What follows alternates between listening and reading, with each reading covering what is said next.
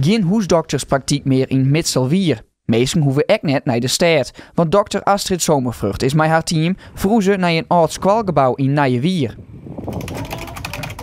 Ik denk dat ik na ongeveer een half jaar dat ik wel de knoop doorgehakt heb van ik wil die praktijk wel overnemen. En toen zijn we gaan zoeken naar waar moet de praktijk dan naartoe. Want eigenlijk vanaf dag 1 dat ik daar werkte was het heel duidelijk dat het pand dus niet beschikbaar was om mee over te nemen. Omdat het ouderlijk huis is van de vorige praktijkhouder en dat zij daar graag wilde blijven wonen. Het is vrij bijzonder dat de hoesdokterswaar van het ene dorp naar het andere dorp verhuizet. De hoesartspraktijk de Grietenij is rommer en moderner. Het is een heel mooi pand. Je moet eigenlijk de oude praktijk gezien hebben om het verschil te kunnen zien. Maar dat was een praktijk met 1 spreekkamer waar alles wat er verder in de praktijk gebeurde ook in die spreekkamer gebeurde. Maar dat betekent wel dat je daar op een gegeven moment tegen beperkingen gaat aanlopen. Goedemorgen, huisartspraktijk de Grietenij, Marjantine. Het is een mooie ruimte. We hebben volle meer ruimte en mogelijkheden, dus het is prachtig. En is dit een grote verhoring voor jou? Nee, op zich net. De werkzaamheden zijn hetzelfde, de patiënten zijn hetzelfde.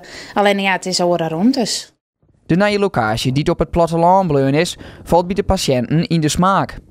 Zeker die eerste week liep mijn spreekuur ongeveer uit, omdat mensen bij binnenkomst het eerst 5 minuten over de praktijk wilden hebben en pas daarna met hun klacht konden beginnen. En dat is ook mooi. Het is heel leuk om dat iedereen te kunnen laten zien en te laten zien waar we natuurlijk al jaren mee bezig zijn en dat dan zo mooi geworden is. Binnen ik naar je gezichten? Wij hebben wel een aantal nieuwe patiënten gekregen, maar ik een hele prutte ben gewoon bleun en bekend. En die kom ik regelmatig even om te hoekje zien hoe het worden is.